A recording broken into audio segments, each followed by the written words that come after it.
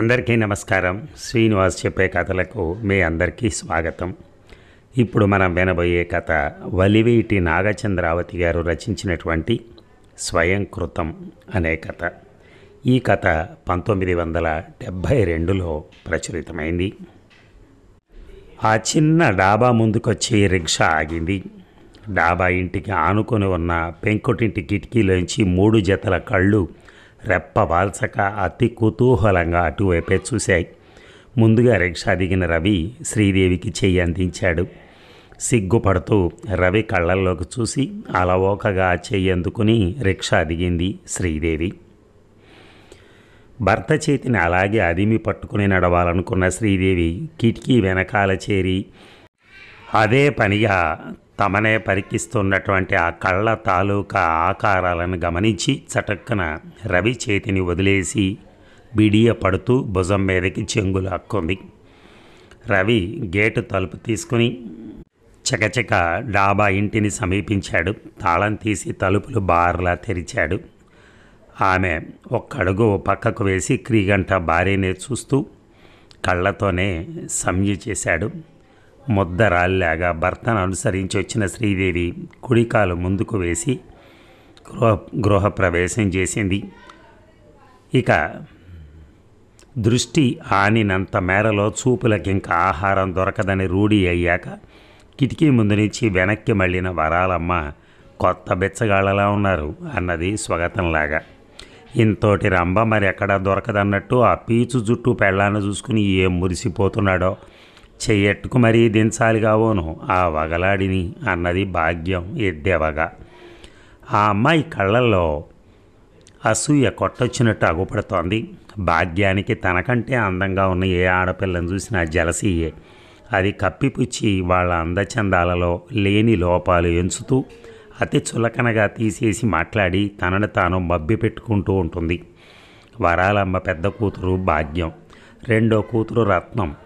రత్నం కంఠస్వరం ఎల్లవేళలా తారాస్థాయిలో మోగుతూ ఉంటుంది. కానీ ఇటువంటి సీక్రెట్ సందర్భాల్లో మాత్రం బ్యాటరీ పవర్ తగ్గిన రేడియోలాగా తన గొంతు వాల్యూమ్ని విచిత్రంగా తగ్గించేస్తూ ఉంటుంది. అక్క, అతను అచ్చం రాజేష్ ఖన్నాలా ఉన్నాడు కదే. భాగ్యం చెవి దగ్గర చేరి రహస్యంగా గుసగుసలాడింది రత్నం. రత్నం ఏ సినిమా చూసొచ్చినా ఆ మర్నాడు ఆ వయసులో ఉన్న ప్రతి మగాడిలోనూ ఆ హీరో రూపురేఖలు, ఆ కథానాయకుడి లక్షణాలు పోల్చుకోవటం పరిపాటి. క్రిందటి రోజు వాళ్ళ అక్కతో కలిసి మర్యాద అనే హిందీ సినిమా చూసొచ్చింది రత్నం. రాత్రంతా ఆ పిల్ల కళల్లో రాజేష్ ఖన్నాయే నిండిపోయాడు. అని మొహం చప్పరించేసింది భాగ్యం. నుదుటి మీద దుబ్బు జుట్టు పడిన వాళ్ళందరూ రాజేష్ ఖన్నా అలాగే కనిపిస్తారు నీకు. నయ్యం అతగాడి పెళ్ళాన్ని పట్టుకుని సైరా బానులా ఉన్నదన్నావు కాదు అన్నది వెటకారంగా. ఇక తగ్గిపోయింది రత్నం. అక్కగారి అభిప్రాయాల పట్ల అమితమైన అభిమానం ఉంది రత్నానికి. తనకొక సొంత అభిరుచి కానీ అలవాటు కానీ అనుకోదు రత్నం. ఎంతసేపు భాగ్యానికి పక్క తాళం వేస్తూ అక్కగారి ఆదేశాలను అక్షరాల అమలుపరుస్తూ ఉంటుంది. ఇలా ముగ్గురు 3 విధాల డాబా ఇంట్లో కొత్తగా చేరిన యువజంట మీద వ్యాఖ్యానాలు సాగించి అప్పటికి తృప్తి పడ్డారు. ఇక తెల్లవారుతోంది. ఇంకా పూర్తి మెలకువ రాక మూసుకుపోతున్నటువంటి కనురెప్పలని బలవంతాన తెరిచింది శ్రీదేవి. కిటికీ ఆవల రేకులు విడుతున్నటువంటి తెల్ల గులాబీ ఉల్లాసంగా ఊగులాడుతూ ఆహ్లాదంగా ఆహ్వానించింది ఆమెని. క్షణంలో బద్ధకాన్ని వదిలించేసుకొని కిటికీ దగ్గర వాలింది శ్రీదేవి. బాలభాస్కరుని నినులేత కిరణాలు కొబ్బరి ఆకుల మీద బంగారు మలామా పూస్తున్నాయి. నందివర్ధనం పూలపై మంచు బిందువులు బొట్లు బొట్లుగా నిలిచి అవి అతి పవిత్రంగా అతి స్వచ్ఛంగా కనిపిస్తున్నాయి. విరబూసిన జినియాలు గుత్తులు గుత్తులుగా లిల్లీలు తమ తమ వర్ణ విశేషాలతో చూపులు నాకట్టుకుంటున్నాయి. ఆ చల్లటి సుప్రభాత సమయాన రాత్రి గడిచి నిద్ర వదిలి కనులు ఆ కళాఖండాలను చూస్తుంటే అంతు తెలియని ఆనందానుభూతి ఏదో ఆవరించి పరవశించిపోయింది శ్రీదేవి. అప్పుడే మేలుకొన్న రవి మెల్లగా భార్య చెంతకు చేరి చల్లగా భుజం మీద చెయ్యి వేసి శుతిమెత్తగా నొక్కాడు. భర్త చేతి మీద తన చేతిని వేసి ఆప్యాయంగా మందహాసం చేస్తూ, ఆ పువ్వులు చూడండి ఎంత బాగున్నాయో అన్నది శ్రీదేవి సంభ్రమంగా.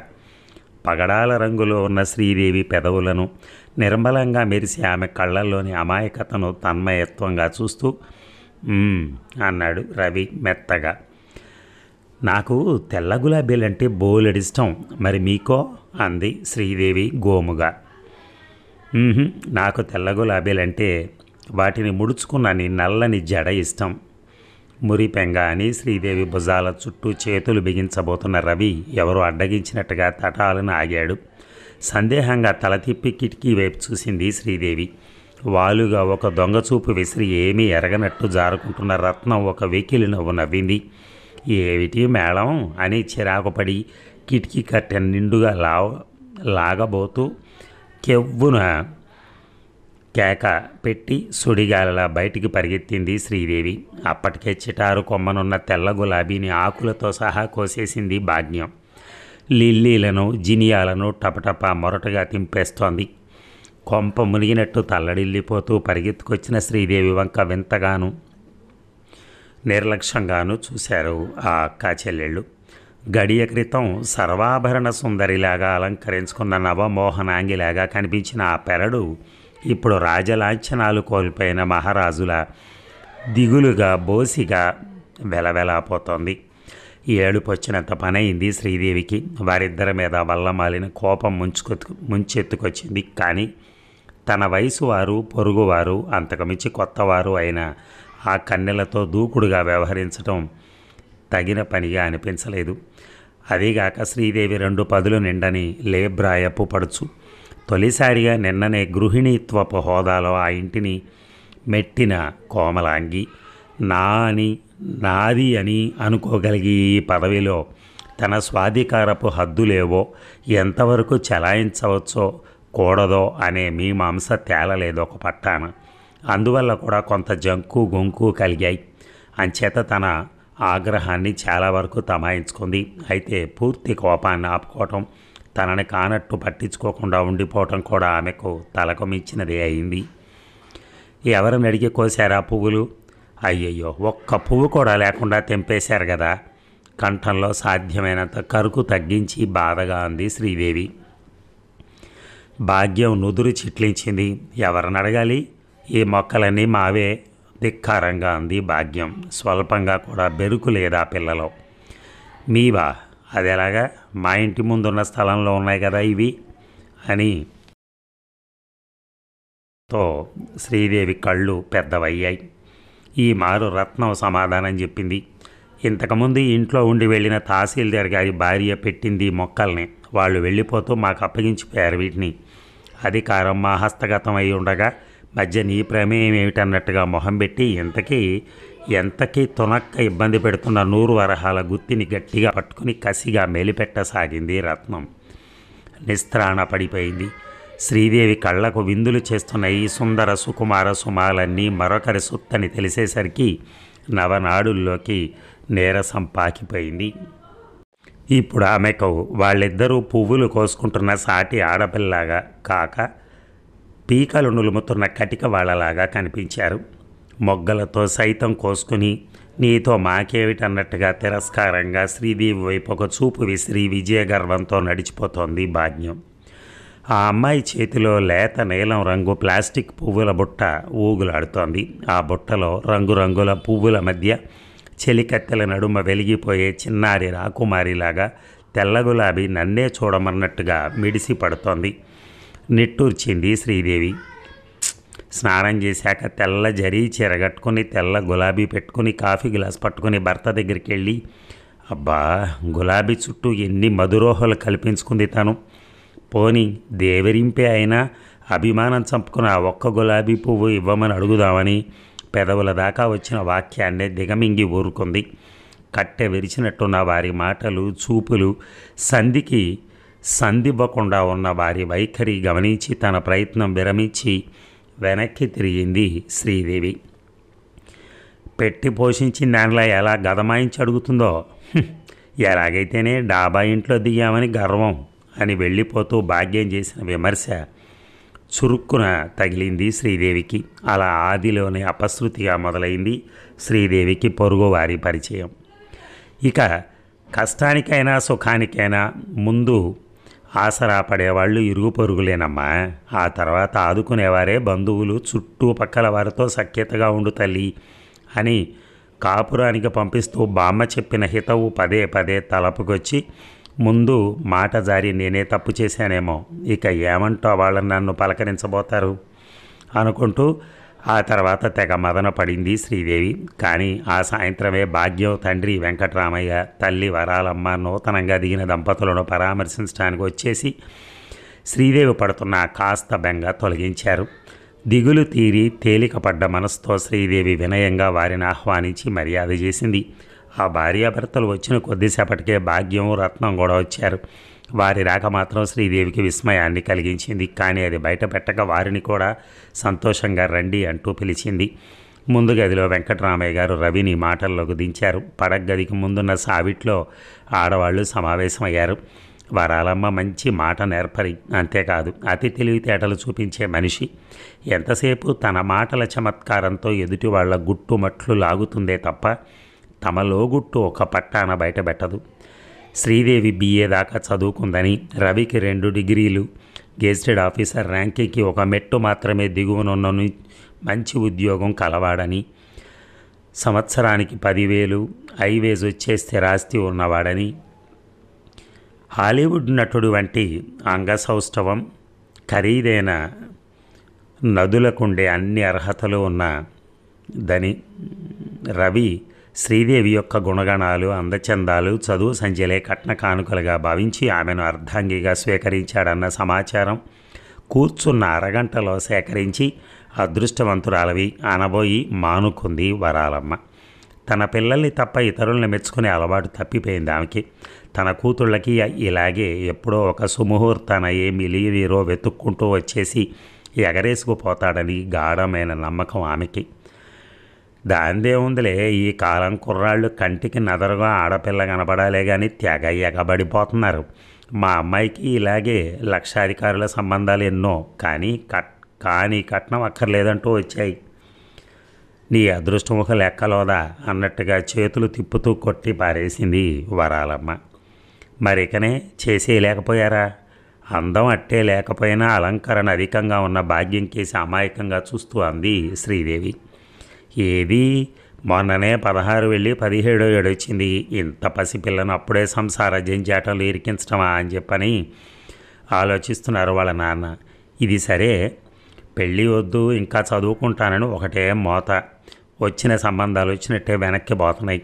వరాలమ్మ తనకొక్కరికే అవిచారం అన్నట్టుగా భారంగా నిట్టూర్చింది. ఆ నిట్టూర్పుతో అదొక విధమైన అహంకారం దాంట్లో మిళితమై ఉండటం శ్రీదేవికి తెలిసిపోతూనే ఉంది. ఆడపిల్లకి ఈడొచ్చాక పెళ్ళయ్యేదాకా ఏళ్ళు ఇక ముందుకు నడవ్వు అని బామ్మ హాస్యంగా అంటూ ఉండేది. చిన్నపిల్లల ఆగుపించడానికి భాగ్యం లంగా ఓణి వేసుకుంది. కానీ 20 దాటిన వయసు ముదరగా భాగ్యం మొహంలో కొట్టొచ్చినట్టుగా కనపడుతూనే ఉంది. పసిపిల్ల అని చెబుతున్న ఆ తల్లి దాపరికానికి లోపలే నవ్వుకుంది శ్రీదేవి. వీళ్ల మాటల హడావిడిలో వీళ్ళుండగా భాగ్యము, రత్నము కలిసి ఇల్లంతా చుట్టబెట్టొచ్చారు. వారికి బెడ్రూమ్లో యూఫోమ్ బెడ్, డన్లప్ దిళ్ళు, డ్రెస్సింగ్ టేబుల్ మొదలు కిచెన్ రూమ్లో డైనింగ్ టేబుల్, చిన్న సైజు ఫ్రిడ్జ్ దాకా అన్నీ సరికొత్తవి, అధునాతనమైనవే కనిపించాయి. వీటన్నిటికన్నా ముఖ్య ఆకర్షణగా కనిపించిన వస్తువు బెడ్రూమ్లో స్టూల్ మీద ఫోటో ఆల్బమ్. అది శ్రీదేవి, రవిల హనీమూన్ ట్రిప్లో ఇద్దరు కలిసి తీయించుకున్న ఫోటోలు. ఈ వస్తు సముదాయం అంతా రత్నం కళ్ళకి ఉత్సాహపూరితమైతే భాగ్యం మనసుకి కల్లోల హేతు అయింది. ఇవన్నీ తనకంటున్న కలలు, ఊహించుకుంటున్న ఊహలు, తన భవిష్యత్ జీవితపు ఊహాసౌదాన్ని తానెంతో శ్రమపడి నిర్మించుకున్న దాన్ని హఠాత్తుగా శ్రీదేవి ఆక్రమించుకున్నట్టుగా అనిపిస్తోంది భాగ్యానికి. కక్కలేదు, మెంగలేదు. శ్రీదేవిని ఏదో అని నొప్పించాలని, ఏదో ఒకటి అనేసి కష్టపెట్టాలనే మాత్సర్యం అప్పటినుంచే మొదలైంది. ఇక ఆడవాళ్ళు ఆడినంత సులభంగా అబద్ధాన్ని కానీ, వాళ్ళు చెప్పుకునేంత విపరీతంగా లేని గొప్పల్ని చాటుకోవటం కానీ సాధారణంగా మగవాళ్ళు చేయలేరు. ఇటు వరాలమ్మ కూతురు పెళ్ళి తమకొక లెక్క పత్రంలోది కాదన్నట్టుగా మాట్లాడుతున్న సమయంలోనే అటు వెంకటరామయ్య రవి దగ్గర తన కూతుళ్ల పెళ్లిళ్ల సమస్య తనకెంత పీకకు ఉరిలాగా తయారైందో వివరించాడు. 3 ఆడపిల్లలు 2 మగపిల్లలు గల బహుకుటుంబీకుడు ఆయన. చేస్తున్నది కూటికి గొడ్డకి మాత్రం తడుముకోనవసరం లేని గుమస్తాగిరి. ఆ ఉద్యోగంలోనే బమ్మిని తిమ్మిని చేసి 4 రాళ్ళు వెనక వేశాడు. గంతగదక్క బొంతం చూసి ఆ 3 ముళ్ళు వేయిస్తే ఒక భారమన్నా వదులుతుందని ఆయన తాపత్రయం అయింది. వరాలమ్మ భాగ్యం అది పడనివ్వరు. నా పిల్లలు రత్నాలు, అంటే కోటి సంబంధాలు వచ్చి పడతాయి, 2 ఏళ్ళు ఓపిక పట్టండి అంటుంది వరాలమ్మ. భాగ్యం అయితే తన అందానికి తెలివితేటలకి పెద్ద ఆఫీసర్ అయితే తప్ప తగడవు అంటుంది. వాళ్ళ కోరికలు చూస్తే ఈ కాలపు దరవరల్లాగా ఆకాశం అంటుతూ ఉంటాయి. తన అంత పెద్ద సంబంధాలకి తోగలేడు. ఆ తల్లి కూతుళ్ళలా ఎప్పుడు ఏదో హఠాత్తుగా అద్భుతం ఏదో జరుగుతుందనే భ్రమలో పడలేడు. వాళ్ళలాగా నేల విడిచి సాము చేయలేడు. భాగ్యం స్కూల్ ఫైనల్ మొదటిసారి ఫెయిల్ అయ్యి 2 మార్చిలు 2 అక్టోబర్లు డింకీలు కొట్టి ఆఖరికి స్కూల్ ఫైనల్ క్లాస్ ఎత్తేస్తున్నటువంటి సందర్భంలో అందరినీ మూకుమ్మడిగా పాస్ చేస్తున్న తరుణంలో గట్టెక్కిపోయింది. అప్పటికే 20 సంవత్సరాలు దాటిపోయాయి. ఎలాగో చదువు అబ్బటం లేదు కదా అని మానిపించారు. పెళ్లి చేద్దామని 2 ఏళ్ల బట్టి ప్రయత్నిస్తున్న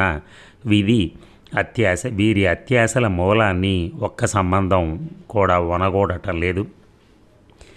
భాగ్యం ఈ ఏడాది కాలేజీలో చేరతానని మరో ఉత్సాహం లేవదీస్తోంది. బాగా చదువుకున్న పిల్లయితే పెళ్లి కాని అబ్బాయిలకి మోజు ఎక్కువని వరాలమ్మ సాయి అంటోంది. ఇక భాగ్యం తర్వాత రత్నం. ఆ పిల్ల 10th పాస్ అయి తల్లికి పనిలో సాయపడుతూ ఇంట్లోనే ఉంటుంది. ఆ తర్వాత మగపిల్లవాడు ఈ ఏడాది 10th వచ్చాడు. ఆ పిల్లాడి తర్వాత మళ్ళీ ఆడపిల్ల 7th క్లాస్ చదువుతోంది. ఆఖరి కుర్రాడు ఇంకా ఎలిమెంటరీ స్కూల్ దాటలేదు. వీళ్ళందరినీ ఎప్పటికీ ఒడ్డుకు చేర్చుతానా అని కుమిలిపోతున్నాడు ఆ మానవుడు. ఇది ఆయన కుటుంబ భాగవతం వినేవాళ్ళు దొరికిందే చాలని అన్నీ ఏకరువు పెట్టాడు ఆయన. చివరికి మీ ఎరికలో అనువైన సంబంధం ఉంటే చెప్పునాయన అని ముగించాడు. రవి పెద్దవాడన్న గౌరవంతో ఆయన చెప్పినవన్నీ ఆధారంగా విన్నాడు తప్పకుండా తన చేతనైన సాయం చేస్తానని హామీ కూడా ఇచ్చాడు. భోజనాల వేళ మించిందంటూ ఆ భార్యాభర్తలు పిల్లలతో సహా అటు వెళ్ళాక శ్రీదేవి రవి తర్కల్లో పడ్డారు. వరాలమ్మ వెంకటరామయ్య వేరు ధోరణుల్లో నడిపిన సంభాషణల్ని సమన్వయపరుచుకోవటంలో కొద్దిగా తికమకపడి ఆఖరణ వారిద్దరి దృక్పథాలు బోధపడ్డాక చాలాసేపు నవ్వుకున్నారు. ఆ మర్నాడు భాగ్యమే పువ్వులు కోసుకోవడానికి వచ్చింది. నిన్న తమ ఇంటికొచ్చిన చనువును పురస్కరించుకుని తెల్ల గులాబీ మాత్రం తనకు మిగిల్చమని ప్రాధేయపడింది శ్రీదేవి. భాగ్యం ఏమాత్రం ఒప్పుకోలేదు. తనకు అవే ఇష్టమని ఖచ్చితంగా చెప్పేసింది. చిన్నబోయిన శ్రీదేవి వదనాన్ని చూసి ఏదో సాధించినట్టుగా సంతోషించింది భాగ్యం. ఈ ఒక్క విషయంలోనే కాదు, శ్రీదేవిని ఇరుకున పెట్టగల ప్రతి దానిలోనూ మొండితనంతో నీకు నాకు పోటీ అన్నట్టుగా వ్యవహరిస్తోంది భాగ్యం. ఆ పిల్లతో నాకేమిటి అనుకోవటానికి వీలు లేకపోతోంది శ్రీదేవికి. అది సాధ్యం కాదు కూడా. వచ్చిన చిక్కేమిటంటే ఇరువురి ఇళ్ళు కూడా ఒకే యజమానివి, ఒకే ఆవరణలో ఒకే దాని పక్క ఒకటి కట్టాడు ఆయన. ఎప్పుడో ఆ పెంకిటీలు కూడా డాబా వేసి 2 ఇళ్ళు కలిపేయాలని ఆయన ప్లాను. 2 ఇళ్ళకి కలిపి ఒకే కుళాయి, ఒకే బాత్రూమ్. మరో బాత్రూమ్ త్వరలోనే కట్టిస్తానని ఇంటి యజమాని వాగ్దానం చేయటం వల్ల అంతకంటే మంచి ఇల్లు ఆ చిన్న ఊరిలో దొరక్క తప్పనిసరిగా ఆ ఇల్లే కుదుర్చుకున్నాడు రవి. అదే ఇప్పుడు భాగ్యం పథకాలకు వీలు కలిగిస్తోంది. శ్రీదేవికి ముక్కంటుకుంటోంది.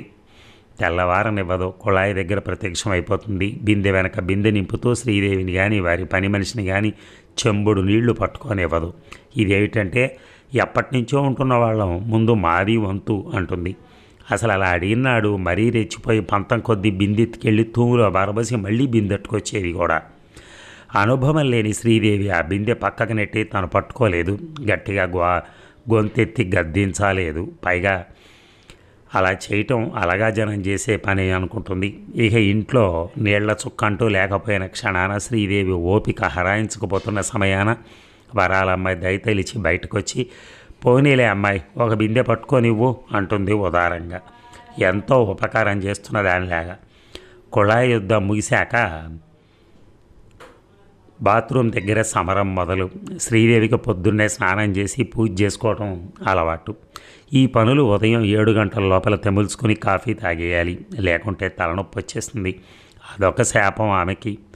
అది ఎలా కనిపెడుతుందో కానీ సరిగ్గా శ్రీదేవి స్నానానికి వచ్చే వేళకు ఒక 5 నిమిషాల ముందుగా తాను స్నానానికి సిద్ధమైపోతుంది భాగ్యం. కూని రాగాలు తీస్తూనో అపశృతులతోనో వచ్చి రాని సినిమా పాటలన్నీ పాడుకుంటూ పక్క అరగంటకు కానీ జలకాలాటం ముగించదు. అంతేనా, తనదవగానే రత్నం తర్వాత చిన్న చెల్లెల్ని ఇలా వరుసగా అందరినీ గొలుసు కట్టుగా స్నానాల గదిలోకి తరిమేస్తుంది. చొరవగా దూసుకుపోలేని శ్రీదేవి బేలగా చూస్తూ ఉంటుంది. అంతే 7 గంటలు ఇట్టే దాటిపోతాయి. 8 మీదకి చిన్న ముళ్ళు జరజర పాకిపోతూ ఉంటుంది. దానికంటే వేగంగా శ్రీదేవి తలనొప్పి పెరిగిపోతూ ఉంటుంది. తల బద్దలై శోష వచ్చే స్థితి వచ్చేస్తున్నట్టు అనిపిస్తుంది. ప్రాణం కడబట్టే వేళటికి ఆపద్బాంధవుల వల్లే వరాలమ్మో లేక వెంకటరామయ్య గారో ఆమె అవస్థను కనిపెట్టి కలగజేసుకుంటే తప్ప శ్రీదేవికి ఆ హింస నుంచి విడుదల కాదు. శ్రీదేవి వంటకు కానీ స్నానానికి కానీ ముక్తి మోక్షం లభించదు. వరాలమ్మ మహాగడుసు. ఆవిడెప్పుడు తన పిల్లల్ని వెనకేసుకొచ్చేది. ఇల్లు తిప్పలు పెడుతున్నా కూతురునెప్పుడు గట్టిగా మందలించి ఎరగదు. చూసి చూడనట్టుగా ప్రవర్తించేది. ఎదురు తన ముద్దుల కూతుళ్ళ బారి నుంచి శ్రీదేవిని రక్షించిన ప్రతి తడవ మేం కాబట్టి ఇంత ఔదార్యం చూపిస్తున్నాం అన్నట్టుగా మాట్లాడేది. అసలు శ్రీదేవి ఇంటి ముందున్న పూదోటను తమ సొంతం చేసుకున్న చతురత, నీళ్లకు కూడా వంతులేసిన చాకచక్యం తన అతి తెలివితేటలతో కూతుళ్లకు నేర్పి పెట్టింది ఆవిడే. ఆ పిల్లల ఆకతాయితనం హద్దు మీరటానికి కారణం కూడా తల్లి వత్తాసు చూసుకునే. సూత్రధారి తనైనా ఆ విషయం బయటపడనిచ్చేది కాదు. తెలివిగా వెనక్గా తన పిల్లల చేష్టలని ఎగదోస్తూ ముందుకొచ్చి శ్రీదేవిని ఆదుకొని పెద్ద మనిషిలాగా నటించేది. అదేవి తరహానో మరి. ఎంతకీ శ్రీదేవిని తమ చేతి కింద నొక్కి ఉంచాలనే తాపత్రయం తప్ప అటువంటి పెంపకంలో పెరిగిన పిల్లలు తమ భావి జీవితంలో అదే మూర్ఖత్వం మూలంగా ఎన్ని ఇక్కట్ల పాలయ్యేది, తమ చుట్టూ ఉన్న వారి జీవితాన్ని కూడా ఎంత నరకం చేసేది బహుశా ఊహించి ఉండదు ఆవిడ. ఇంత హైరాణ పడుతున్నా భర్తతో చెప్పుకోవాలన్న యోచనే కలగలేదు శ్రీదేవికి. చిన్న చిన్న విషయాలు ఆడవాళ్లే సరిపెట్టుకోవాలి కానీ దండి చేసి ఒక దాడి చేసి మగాళ్ళ దాకా తీసుకెళ్ళిపోవడం అసహ్యమైన పని అని ఆమె ఉద్దేశం. కానీ శ్రీదేవి చెప్పకుండానే రవికి కూడా భాగ్యం చేస్తున్న కొంటె చేష్టలు చూచాయిగా లీలగా అవగతం అవుతూనే ఉన్నాయి. కానీ అంతగా పట్టించుకునేవాడు కాదు. ఆ వ్యవహారం ఆ స్థితిని దాటి అతని ఎట్ట ఎదుటే నిలిచింది. అది ఎలాగంటే, ఊరికే కూర్చునే కంటే ఒక వ్యాపకం అంటూ ఉంటే మంచిదని కూతురుతో రాజీకొచ్చి భాగ్యాన్ని కాలేజీలో చేర్పించాడు వెంకటరామయ్య. దానితో ఇహ ఆ పిల్లకు పట్ట పగ్గాలు లేకుండా పోయాయి. అసలే సింగారం ఎక్కువ. ఇప్పుడు అది వెర్రి తలలు కూడా వేస్తోంది. నుదుట రింగుల్లా పడే జుట్టు కత్తిరించి వ్యాజ్లైన్తో అతికిస్తోంది. చెంపల దగ్గర ఒక పాయ వెంట్రుకల్ని గాలికి వదిలేస్తోంది. ఐబ్రో పెన్సిల్తో డ్రాయింగ్ గీసినట్టుగా కంటి రెప్పల్ని నల్లన చేస్తోంది. అతి జాగ్రత్తగా బొగ్గలకి రోజ్ పౌడర్, పెదవులకు లిప్స్టిక్ అద్దుతోంది. టైట్గా బొడ్డు కిందకి చీరగడుతుంది. వెనక ముందు బాగా మెడదిగిపోయిన చేతుల్లోని బ్రాసియర్ జాకెట్ తొడుగుతుంది. గుండెల ఎత్తు కనపడేలా ఒంటి పొర పమిట వేస్తుంది. ఆ పమిటైనా మూరెడుండి భుజం చివరి నుంచి ఏ క్షణాన్నైనా జారిపోతానంటూ ఉంటుంది. గంటల తరబడి చేసుకునే ఈ మేకప్ అంతా కాలేజీ చదువుకేనట పాపం. ఆమె ఎన్ని షోకిళ్ళు పోయినా ఎవరికీ అభ్యంతరం లేదు. కానీ ఆ ఆకారంతో మొక్కల్ని పరీక్ష చేసే నెపం మీద వాటికి నీళ్లు పోసే మిష మీద వరండాలో పేపర్ చదువుకునే రవి ముందు నుంచి చిన్ని చిన్ని అడుగులు వేస్తూ వయ్యారాలు గుమ్మరిస్తూ 10 సార్లు తిరిగేది. చల్లగాలిలో తీయని కబుర్లు చెప్పుకుందామనే అభిలాషతో సాయంత్రం పూట డాబా మీదకి చేరిన శ్రీదేవికి రవికి ఆ ఒంటరితనం మిగలనీయకుండా అదే అదనులో పుస్తకం ఒకటి హస్తభూషణంగా తీసుకుని పైకి చేరుకునేది. పెరట్లో స్నానానికో మరో పని మీదో రవి రావటాన్ని చూసిందంటే సరి, తనేదో పనున్నట్టుగా పెరట్లోనే తచ్చాడేది. ఆ డర్టీ నీళ్ళు ఇంకా కాగనే లేదా అంటూనో, కూంబు ఒకసారి ఇటిచ్చి వెళ్ళవే, రత్న కాలేజీకి వేళైపోతోంది అనో, 9 గంటలైపోయింది ఇంకా వంట పనే లేదా అమ్మా, నేను కాలేజీకి వెళ్ళాలని తెలియదా అని అరుస్తూనో హంగామా చేస్తూ ఉండేది. ఆ పదప్రయోగాలు ఎంత వికృతంగా ఉన్నాయో ఆ అమ్మాయికైతే తెలియలేదు. కానీ వింటున్న రవికి అవి వెగటుగా ఉండేవి. ఈవిడ కాలేజీ చదువు వెలగబెడుతుందని చాటుకునేందుకు సంపూర్ణంగా ఏ భాషకి చెందని ఈ పేడి ముక్కలు నిదర్శనాలు కాబోలనుకుని ముసిముసిగా నవ్వుకునేవాడు. అతని చిరునవ్వులను అపార్థం చేసుకున్న శ్రీదేవికి ఆగ్రహం అదుపులో ఉందనేది ఎన్నైనా ఓర్చుకుంది, కానీ ఈ దురాఘాతాన్ని మాత్రం సహించలేకపోతోంది శ్రీదేవి. ఎంతైనా ఆడహృదయం కదా, తన నాదుడికి ఎరచూపి వల విసిరే మరొకటి నీడనైనా భరించగలదా? రవితో భాగ్యం ఆగడాలు తొలి నుంచి తుది వరకు వర్ణించి చెప్పి ఈ ఇంట్లో నుంచి మారిపోదామండి అని గునిసింది శ్రీదేవి. రవి తేలిగ్గా నవ్వాడు. ఓస్, ఈ మాత్రం దానికి బంగారం అంటే ఇల్లు వదులుకొని పారిపోవటం ఇంపాసిబుల్ అన్నాడు. మరైతే ఆ అమ్మాయి నన్ను తిప్పలు పెడుతూ ఉంటే ఎన్నాళ్ళు పడి ఉండమంటారు? ఉక్రోషంగా అంది శ్రీదేవి. రోషంతో ముక్కు పుటాలు పెద్దవై ఎర్రగా కందిపోయిన భార్య మొహం రవికి నవ్వు తెప్పించింది. కానీ అప్పుడు నవ్వితే ఎంత ప్రమాదమో తెలుసు అతనికి. బలవంతాన పెదవులు బిగించి రాబోయే నవ్వును ఆపుకున్నాడు రవి. అది కాదు శ్రీ, ఆ అమ్మాయికి నిన్ను కవ్వించే వీలు మనమే అందనివ్వకుండా ఉంటే సరి. తనను రెచ్చగొట్టే వాళ్ళు ఎవరు లేకపోతే కొన్నాళ్ళు చూసి ఆ అమ్మాయి అంతటా అమ్మాయే బుద్ధి తెచ్చుకుని నీ జోలికి రావటం మానుకుంటుంది. అలాంటి వారికి సరైన మందు అదే అని అనునయంగా నచ్చ చెప్పబోయాడు రవి. అదేలాగా నీళ్లు పట్టుకోవటం మానేయమంటారా, స్నానం చేయటం మానేయమంటారా? అది కూడా మీరే చెప్పండి రెట్టించింది శ్రీదేవి వ్యంగ్యంగా. ఏముంది, కుళాయి దగ్గర భాగ్యం ఉన్నప్పుడు పని మనిషితో బయట నుంచి 2 బిందెల నీళ్లు తెప్పించుకో. బాత్రూమ్ ఖాళీ లేనప్పుడు వంట ఇంటి తూము దగ్గరే స్నానం చేసేయి. ఉపాయాలు దొరక్కే భార్య తనను అడిగినట్టుగా వెతుక్కోకుండా చెప్పేశాడు రవి. శ్రీదేవికి మండుకొచ్చింది. ఇక ఉండబట్టలేక తను దేనికై నిజంగా అలసడి పడుతుందో వెళ్ళగక్కేసింది. అవును, నేను గతి లేనట్టుగా బయట నుంచి నీళ్లు తెప్పించుకుంటాను, ఇంట్లోనే స్నానం చేస్తాను. ఆ పిల్ల మాత్రం మహారాణి సాహెబ్ లాగా దొడ్డి వాకిలి డాబా అన్నీ ఆక్రమించుకుని అలంకారం చేసుకుని మీ ఎదుట కళ్ళకింపుగా పచారులు చేస్తూ ఉంటుంది. శ్రీదేవి కంఠం అప్పటికే రుద్ధమైపోయింది. రవి కలవరపడ్డాడు. శ్రీ, నేను ఆ అమ్మాయి వెర్రివేషాలకే చెలించిపోతాననుకుంటున్నావా అన్నాడు శ్రీదేవి చుబుకవెత్తి కళ్ళల్లోకి చూస్తూ. శ్రీదేవి నీళ్లు ఉబికిన కనురెప్పల్ని వాల్చుకున్నది. సందేహంగానే తల కొద్దిగా అడ్డంగా ఊపింది.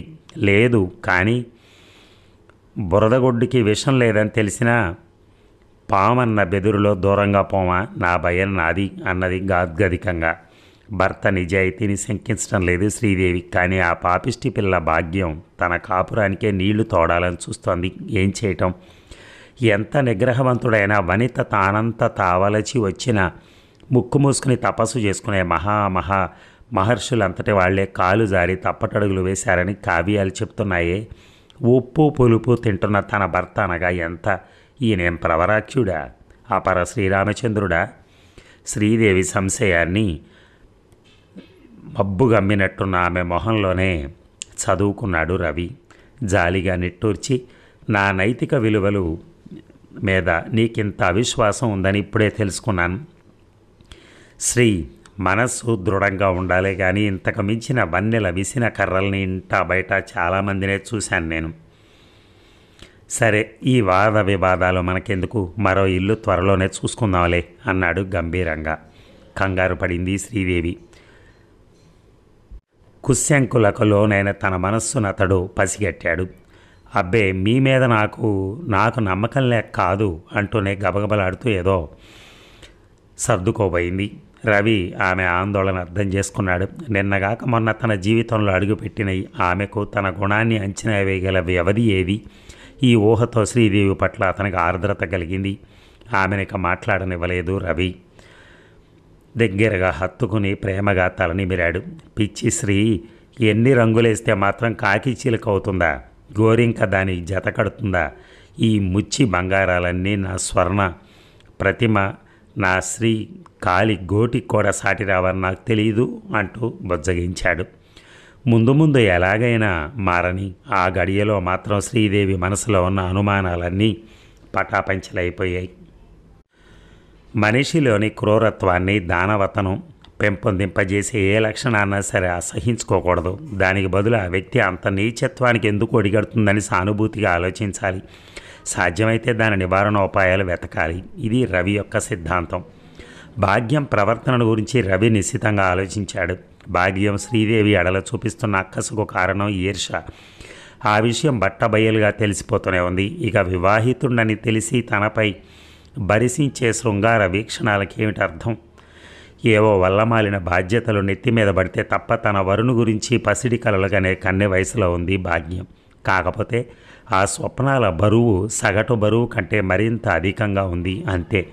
అది చేయరాని అపరాధపు జాబితాలోది కాకపోవచ్చు, కానీ అందని చందమామని ఆశించినప్పుడు అది అందని పక్షంలో ఆ ద్రాక్షలు పొల్లనలెమ్మని ఓదార్చుకోగలిగే స్థైర్యం ఉండాలి. ఆ నిబ్బరం అమ్మాయిలో ఉందా అని. అప్పుడే తనను ఆకర్షించాలని చూడటం వంటి తప్పటడుగులు వేస్తోంది అంటే మున్ముందు ఆమె ఏ దారుణాలకి దారి తీస్తుందో. సరే, ఈ గోల నాకెందుకని వేరే ఇల్లు చూసుకోవటమా? లేదు, భాగ్యం కలలు తీరటంలో సాయం చేసి ఆమె చెడు మార్గం నుంచి మరల్చి ఆమెని ఓ మంచి పని చేయటంలో గల నిండైన అనుభూతిని అందుకోవటమా? రవి తర్జన భర్జన పడ్డాడు.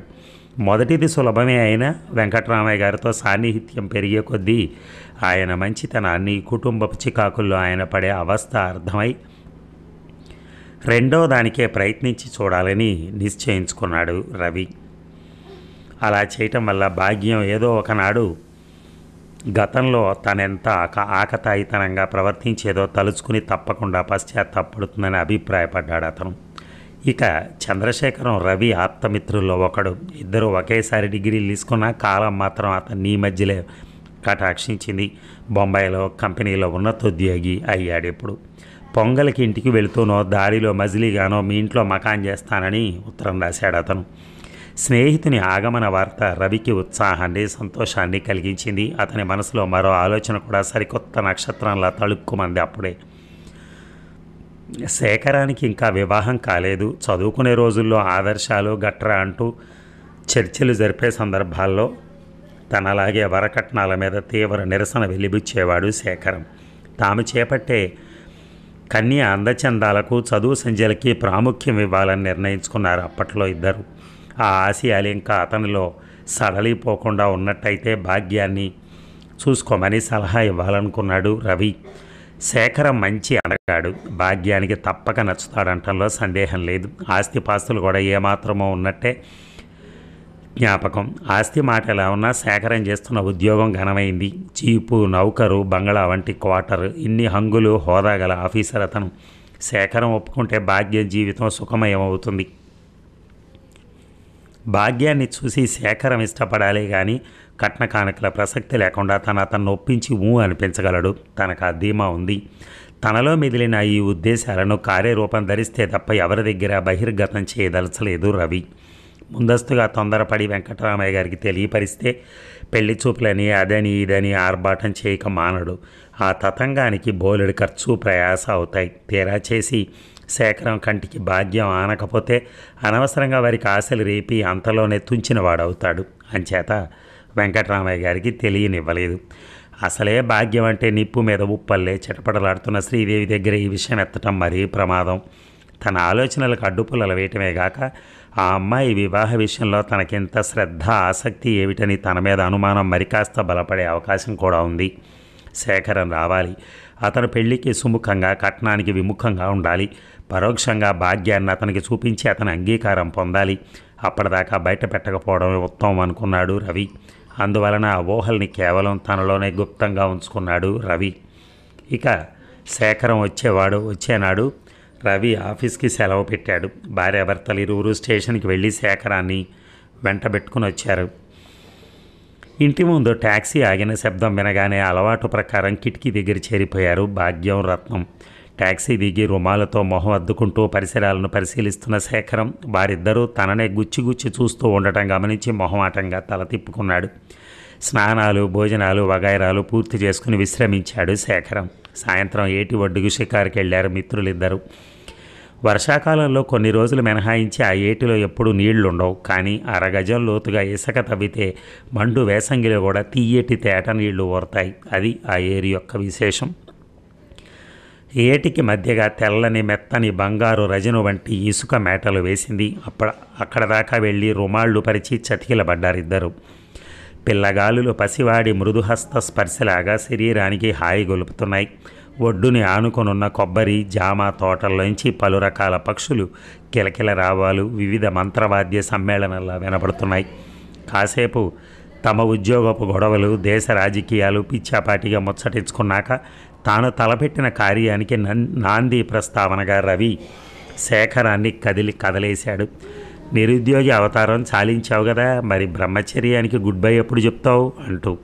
శేఖరం అందంగా నవ్వాడు. నీకు దొరికిన ఛాన్స్ నాకు దొరికినప్పుడు అన్నాడు డొంక తిరుగుడుగా.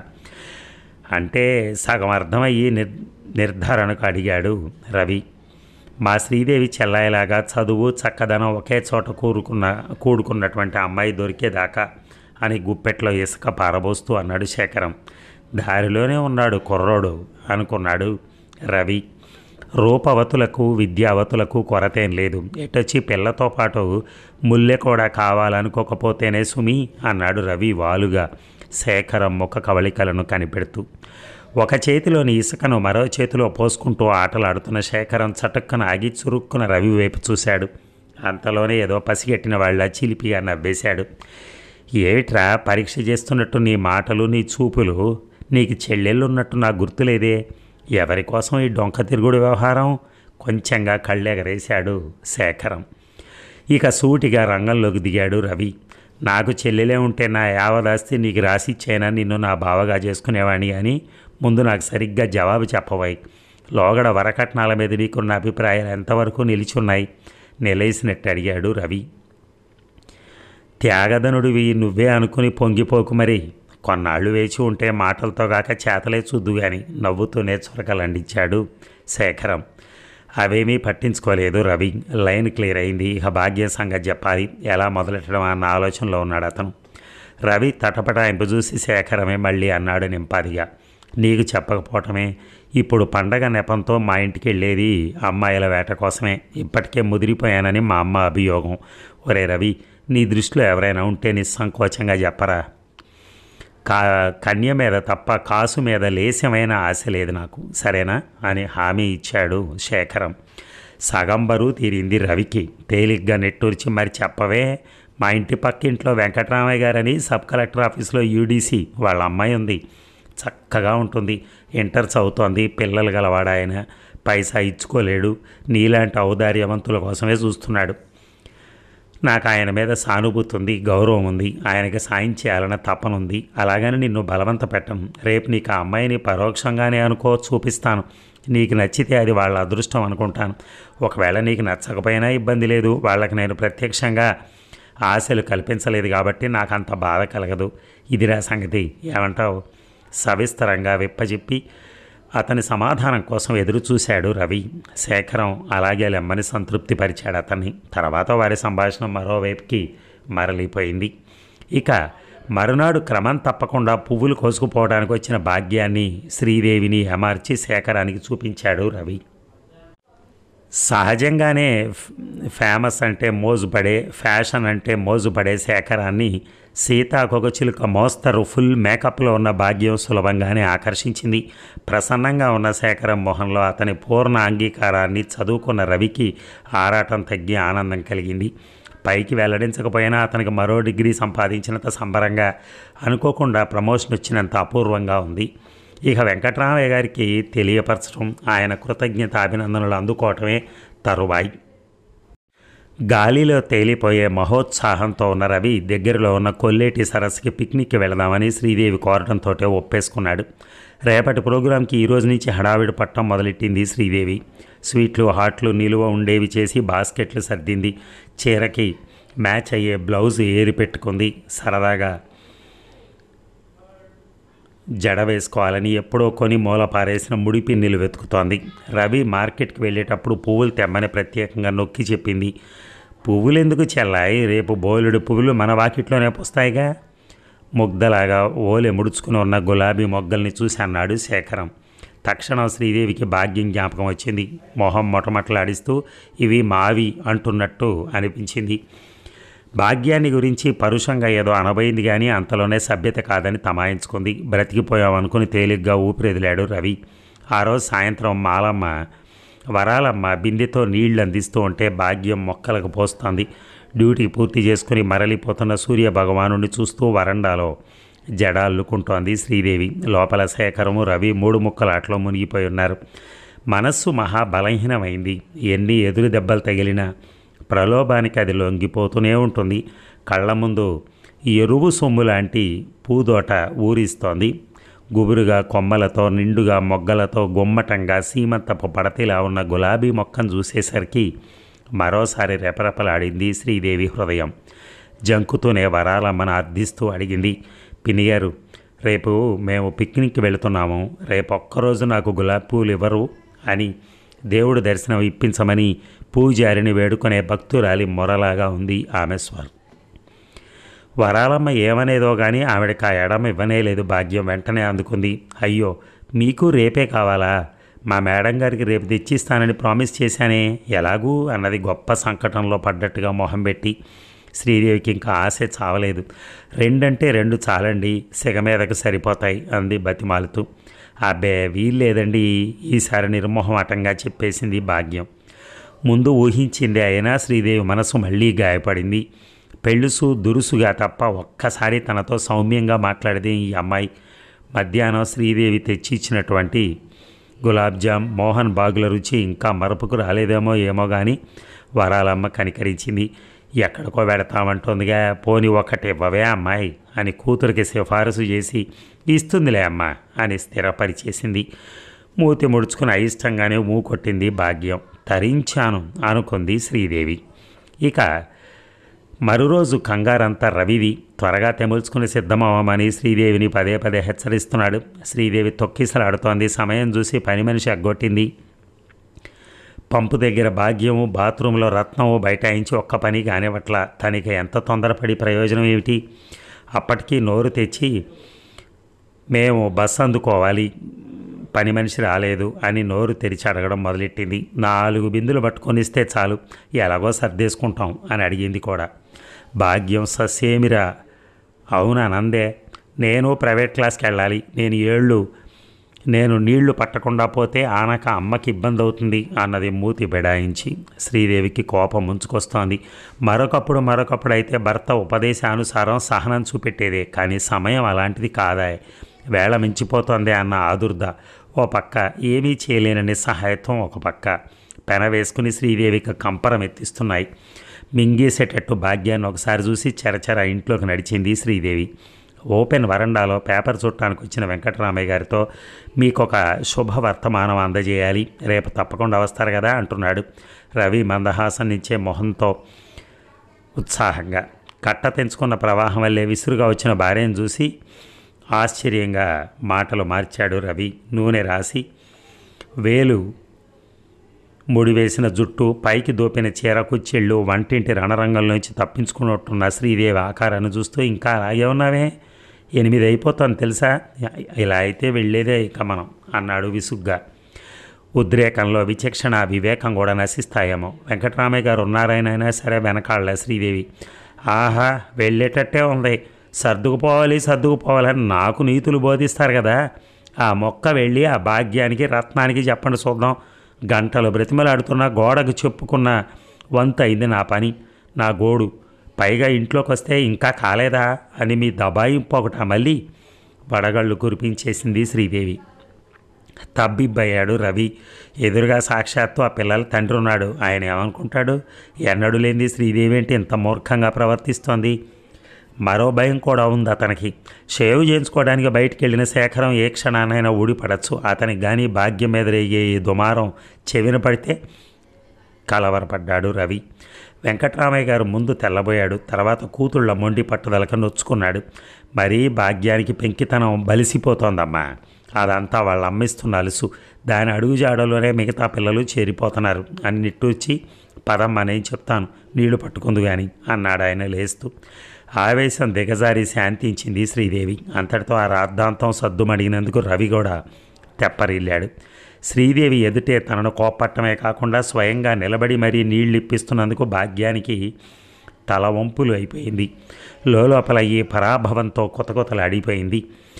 ఆ వేడిలో పూల సజ్జ పట్టుకుని భూమి అదిరేలాగా ధణ అడుగులేస్తూ వెడుతున్న భాగ్యాన్ని చూసి నిన్న అన్ని ఆక్షేపణలు అధిగమించి స్థాననిపించుకోగలిగిన ఒక్క గులాబీ పువ్వుకి ఇవాళ తిలోదకాలు వదులుకోవాల్సిందే అనుకుని నిట్టూర్చింది శ్రీదేవి.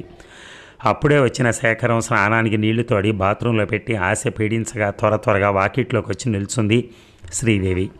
అప్పుల వాడిని చూసినట్టు చొరచొర ఆమె వంక చూసింది భాగ్యం.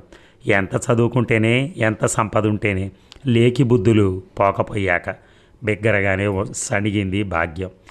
ఎవరిని అంటోందో ఎందుకు అంటుందో తెలియక అయోమయంగా చూస్తోంది శ్రీదేవి. నిన్న చెట్టు నిండుగా ఉన్న మొగ్గలు తెల్లారేసరికి ఒక్కటి లేకుండా మాయం చేశారు దొంగ మొక్క. కసిగా పళ్ళు కొరుకుతోంది భాగ్యం. అడిగితే ఒక్క పువ్వులా విదుపుతావు, ఒక్క పువ్వులాగా, అందుకని ఇలా చాటుగా కోసుకుపోయి అన్నీ దగ్గించుకున్నారే అక్క.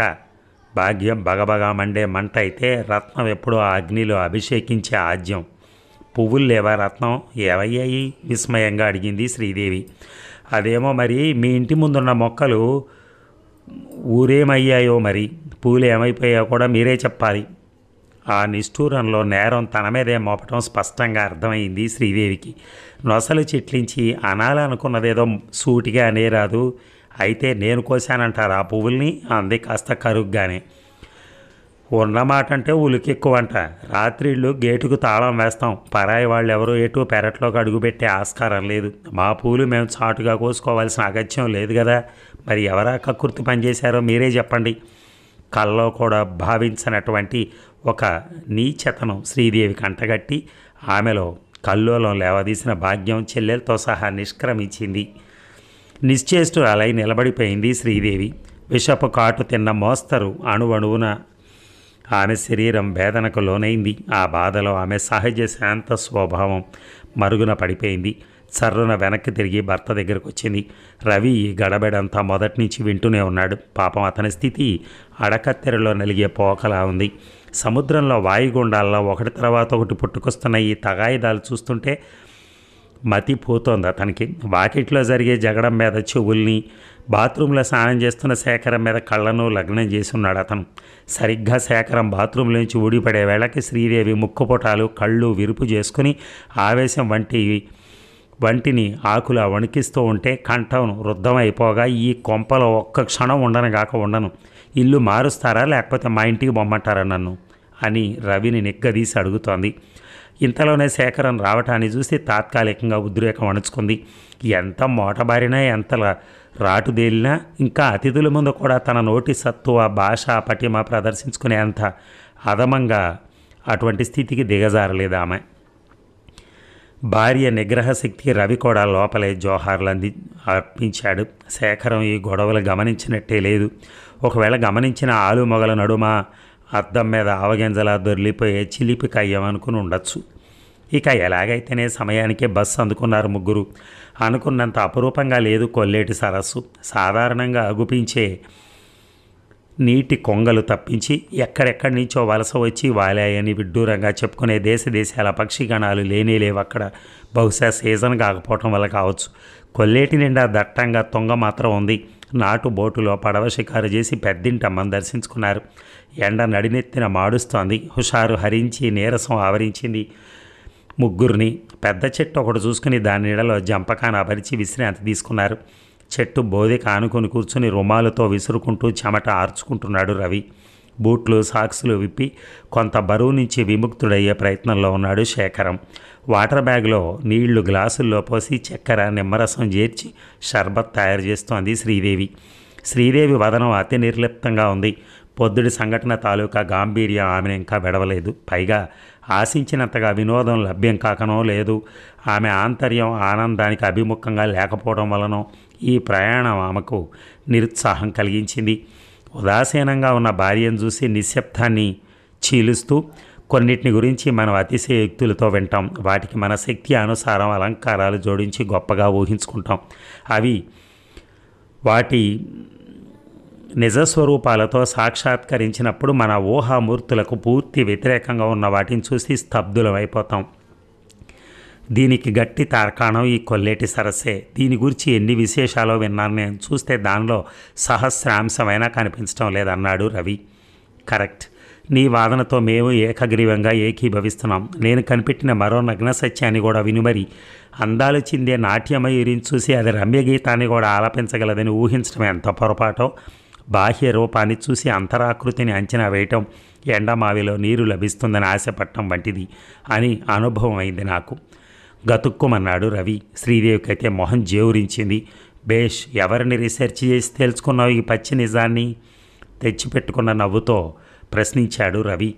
శేఖరం రవి కేసి ఆలోచనగా చూశాడు. సారీరా రవి, నువ్వు రికమెండ్ చేసిన అమ్మాయిని వివాహం ఆడలేను. నెమ్మదిగానే అయినా తన అయిష్టాన్ని స్పష్టంగా వ్యక్తపరిచాడు అతను. ఒక్కసారిగా ఎండ తీక్షణత ఎక్కువైనట్టు అయిపోయింది రవికి. శ్రీదేవికి ఇంకా ఆ సంభాషణలోని సారాంశం బోధపడలేదు. ఎందుకని? పెదాలు తడుముకుంటూ అడిగాడు. అదే చెప్పబోతున్నాను. చూసి చూడంగానే నన్ను ఆకర్షించిన మాట వాస్తవమే. పెళ్లి చూపులు అనగానే ఆ కాసేపు ట్రిమ్గా తయారై కళ్ళు చెదిరేలా కనపడటం, మామూలు సమయాల్లో మాత్రం జిడ్డోడుతూ నీరసం పార్టీలను తలపింపజేసే మనుషులంటే నాకు ముందు నుంచి యావగింపే. భాగ్యం అలా కాకుండా నేను చూస్తానని తెలియకపోయినా చక్కగా ముస్తాబై ఉంది. దాంతో నాకు ఆ అమ్మాయి పైన మంచి అభిప్రాయం ఏర్పడింది. కలిగిన వాళ్ళు కాదు కాబట్టి పనిమంతురాలు అయి ఉంటుందని, అక్కా చెల్లెళ్ళు అన్నదమ్ములు ఉన్న పెద్ద కుటుంబంలో పిల్లవటం చేత నలుగురు ఉన్న ఇంట్లో ఎలా మసలాలో తెలిసినా ఒద్దిక వందనం గల బుద్ధిమంతురాలని, వారి తొలి సంతానం చిన్నతనం దాటేసిన వయసు కాబట్టి కొంత బరువు బాధ్యత తెలుసుంటాయని అనుకుని చాలా సంతృప్తి పడ్డాను నేను. ఆగాడు శేఖరం. శ్రీదేవి ఇద్దరికీ షర్బత్ గ్లాసులు అందించింది. ఆ గ్లాస్ అందుకుంటూ కులాసాగా నవ్వాడు రవి. ఏం దూరదృష్టి నాన్న నీది. ఏ పెళ్లి కొడుకైనా పిల్లకాయ అందం చందం చూస్తాడు, చదువో సంగీతమో కొరతాడు, స్కూటర్ వెనక ఎక్కించుకు తిప్పేందుకు తగిన నాజూకు నాగరికత ఉందా అని ఆలోచిస్తాడు. అంతేగాని అమ్మమ్మ నాయనమ్మలాగా నువ్వేదో వినయమో వందనమో అంటావేంట్రా? పరిహాసంగా నవ్వేశాడు రవి. శేఖరం నవ్వలేదు. నువ్వన్నట్టు ఇన్ని ముందాలోచనలు చేసినందుకు కూడా కారణం ఉంది. మా కుటుంబం కూడా పెద్దది. పెళ్ళి కావలసిన చెల్లెళ్ళు, పెళ్ళి పుట్టింటికి రాకపోకలు సాగించే అక్కలు ఉన్నారు. ఇంకా కాలు నిలదొక్కుకోవలసిన తమ్ముళ్ళు ఉన్నారు. ఆర్థికంగా నా ఆసరా వారికి అవసరం లేకపోవచ్చు, కానీ నాన్నగారు పెద్దవారయ్యారు. అమ్మ కూడా ఈ సంసార సాగరాన్ని ఇది అలసిపోయి ఉంది. శారీరకంగానూ మానసికంగానూ కూడా వారికి కొంత విశ్రాంతి అవసరం. నాన్నగారు ఈ ఏడాది రిటైర్ అయ్యాక భూములు కౌలుకి ఇప్పించేసి మా వాళ్ళందరినీ నా దగ్గరే ఉంచుకోవాలని నా ఆకాంక్ష. సంసార తాపత్రయాలని వారితో పాటు పంచుకోవటం ఇంటికి పెద్ద కొడుకుగా అది నా కర్తవ్యం. నా ఉద్దేశాలను మన్నించి నా విధి నిర్వహణలో చేదోడు వాదోడయ్యే అసలు సిసలు సహధర్మచారిణి కావాలి నాకు, గంభీరంగా అన్నాడు శేఖరం. ఖాళీ గ్లాస్ కింద పెడుతూ, ఇప్పుడు మటుకు ఏమైంది? నువ్వు అనుకున్నట్టు పనికి పాట తెలిసిన పిల్లేనే, మంచి గుణం. బెరుకుగానే సమర్థించబోయి కళ్ళు కొనల నుంచి హేళనగా నవ్వుతున్న శేఖరాన్ని చూసి ఆపేశాడు రవి. 1000 అబద్ధాలాడైనా పెళ్లి చేయమన్న సామెత సార్థకం చేయదలుచుకున్నావా స్వామి? నా మీద నీ ప్రయోగం పనిచేయదు. కళ్ళారా చూసి ఒక నిశ్చయానికి వచ్చిన వాడిని నేను. నా కన్ను కప్పాలని చూడకు. దెబ్బతిన్నట్టుగా చూశాడు రవి. సగం అర్థమైపోయింది శ్రీదేవి భర్త అవస్థకు. ఎగతాళిగా నవ్వింది. 2 రోజుల్లో ఏం చూసి కనిపెట్టావో ఆ అమ్మాయి అవగుణాలని? పంతానికి పౌరుషంగా అడిగాడు రవి. పంపు దగ్గర కీచులాట కానీ, గులాబీ పువ్వుల రాద్ధాంతం కానీ శేఖరం విని ఉండడని రవికి రూఢీగా తెలుసు. 2 రోజులు కాదు, 2 గంటలు చాలు కొంతమంది బుద్ధుల్ని లెక్కగట్టడానికి. సవాలు చేసినట్టు అన్నాడు శేఖరం. నిన్న చీర చినిగిపోయిందని గగ్గోలు పెట్టావు, జ్ఞాపకం ఉందా చెల్లాయి? శ్రీదేవి వంక తిరుగుతూ అన్నాడు. మధ్యలో ఎందుకీ అతని ప్రసంగం అనుకుంటూనే, మరే సరికొత్త ఫారిన్ నైలక్స్ చీర మొన్న రాత్రి సెకండ్ షో సినిమాకి వెళ్ళినప్పుడు కట్టుకున్నాను. అది నిన్న చెమట ఆరుతుంది కదా అని డాబా మీద ఆరేశాను. మడత పెట్టేటప్పుడు చూద్దును కదా, పెద్ద చిరుగు ఏ కుర్చీకో పట్టేసి ఉంటుంది. విచారం దోబూచులాడింది శ్రీదేవి మొహం మీద. సావకాశంగా దుప్పటి మీద ఒరుగుతూ, మేకు కాదు, మాది కాదు, సూది కూడా కాదు, ఆ పని చేసింది భాగ్యం. చావు కబురు చల్లగా అన్నట్టుగా తాపీగా అన్నాడు శేఖరం. త్రుళ్ళిపడ్డాడు రవి. శ్రీదేవి ఎట్లా అన్నారు ఒకేసారి. నిన్న మధ్యాహ్నం నా హోల్డాలు కూడా ఎండలో వేద్దామని డాబా మీదకి వెళ్ళాను. 4 మెట్లు దిగువన ఉండగానే సర్రమని చప్పుడు వినిపించింది, పర్మని. పైకి వెళ్ళేసరికి భాగ్యం చేతిలో ఉంది చీర. నన్ను చూసి వెలతెలాపోయి చీర కింద పడేసి సరాసరి మెట్లు దిగిపోయింది. ఈ బుద్ధి తక్కువ చర్య అమ్మాయి ఓరవలేనితనాన్ని నాకు పట్టి ఇచ్చింది. నిజమే, నమ్మలేకపోతున్నాడు రవి. పక్కపక్క నవ్వాడు శేఖరం. అప్పుడే ఏమైంది? మిగతాది కూడా విను.